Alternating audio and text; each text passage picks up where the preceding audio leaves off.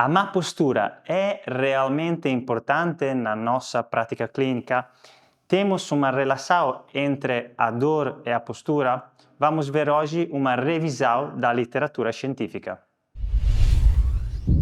A postura, ao longo dos anos, tem sido muito importante, por exemplo, em campo militar, na guerra ou, por exemplo, no desporto, um desporto estético, até a dividir os povos em primitivos e avançados, ou também em campo médico ou fisioterápico, considerar uma pessoa saudável se tem uma boa postura ou uma pessoa doente se tem uma má postura. Muitos pacientes entram dentro do meu consultório e dizem frases deste tipo: tenho dor no ombro, eu acho que estou com os ombros desalinhados, ou tenho dor nas costas, o meu osteopata diz que estou tudo torto, tenho uma hipercifose, por isso tenho dor. O que diz a literatura científica sobre este assunto? Hoje em dia sabemos que não existe uma correlação entre a dor e a má postura. As alterações posturais têm, sim ou não, uma importância na nossa prática clínica? Na realidade, a postura ainda hoje tem uma importância. Temos vistos como, não diretamente, mas, por exemplo, indiretamente, a postura pode influenciar as nossas dores. Um poeta que está a escrever o dia todo que tem uma hipercifose torácica, muito provavelmente não vai ter dor nas costas, porque esta hipercifose é funcional, mas, por exemplo, uma hipercifose torácica pode não ser funcional em qual movimento? Na abdução, flexão e rotação externa do ombro.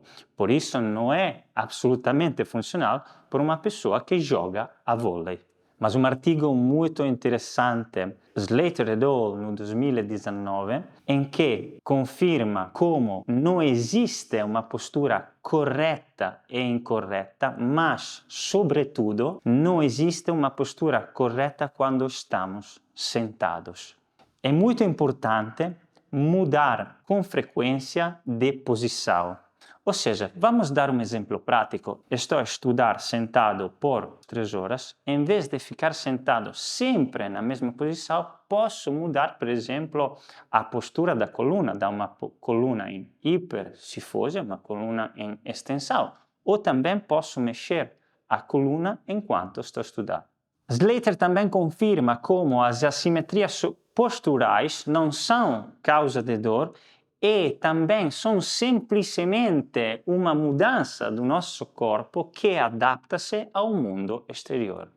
Então, quais são os fatores principais que vão influenciar a nossa postura? São fatores ambientais, biológicos e fatores neurais. Então, sabemos que nos nossos fatores ambientais temos que uma postura mantida no dia a dia por muito tempo pode levar a uma mudança dos nossos tecidos, como, por exemplo, ficar sentado por muito tempo pode dar uma rigidez nos extensores da coluna.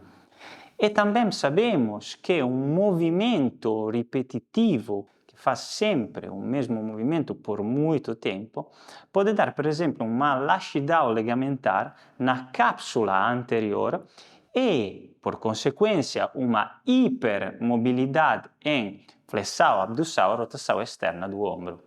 Entre os fatores biológicos, temos mesmo uma mudança do tecido, como, por exemplo, músculos, ligamentos, cápsulas articulares e nervos.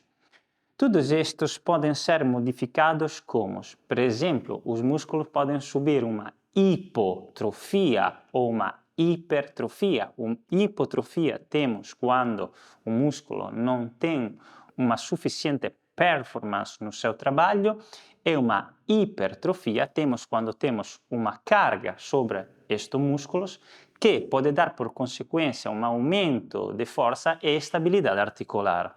Também o músculo pode ter um excesso de alongamento e quindi ter em repouso um aumento do número dos sarcómeros, e por isso este músculo vai ser excessivamente alongado e podia criar dor e disfunção.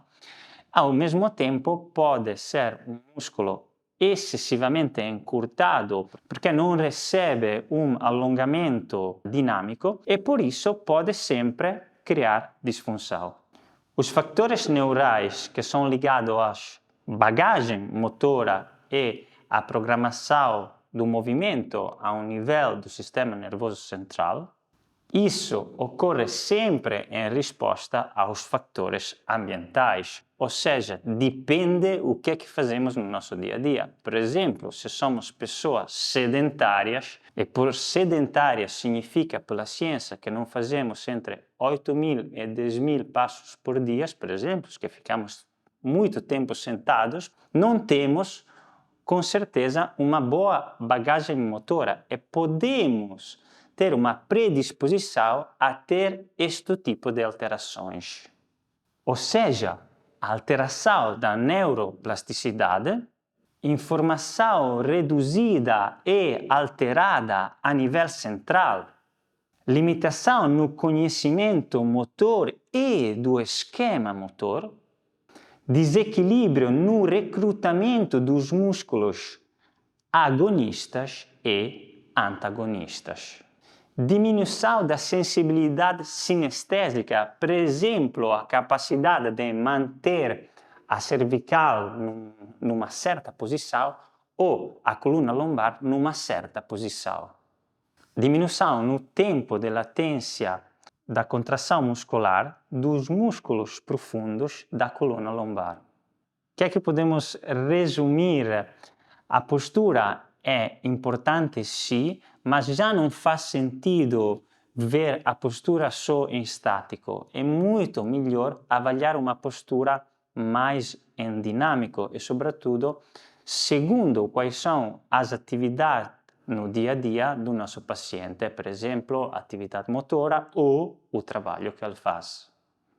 Há algum fator que temos que ver, como por exemplo, as restrições, mas não são as restrições, também a laxidão, ou seja, se temos uma hipomobilidade ou uma hipermobilidade, a que nível? A nível articular, ou seja, cápsula articular e ligamentos, ou também a nível neural, a nível muscular. E relembramos que a nível muscular é muito importante também ver o trofismo, ou seja, se um músculo é hipertrófico, sabemos que não está a trabalhar como deve ser. Tudo isso, às vezes, pode causar também uma instabilidade articular que deve ser absolutamente avaliada. E também é muito importante que muitos poucos profissionais de saúde fazem isto, avaliar a força muscular. Não esquecer. Por exemplo, se temos um problema na anca ou no joelho, podemos ver qual é que é o step up desta pessoa, ou seja, como esta pessoa sobe um degrau, faz muito mais sentido que ver só a postura estática desta pessoa. Então, para resumir, temos que avaliar o movimento e, sobretudo, a qualidade e a quantidade do movimento. E relembra, não estamos a corrigir nenhuma vértebra rodada ou nenhum ilíaco posteriorizado. Espero que gostaste deste vídeo. Relembra de inscrever-te ao nosso canal. Até a próxima. Tchau!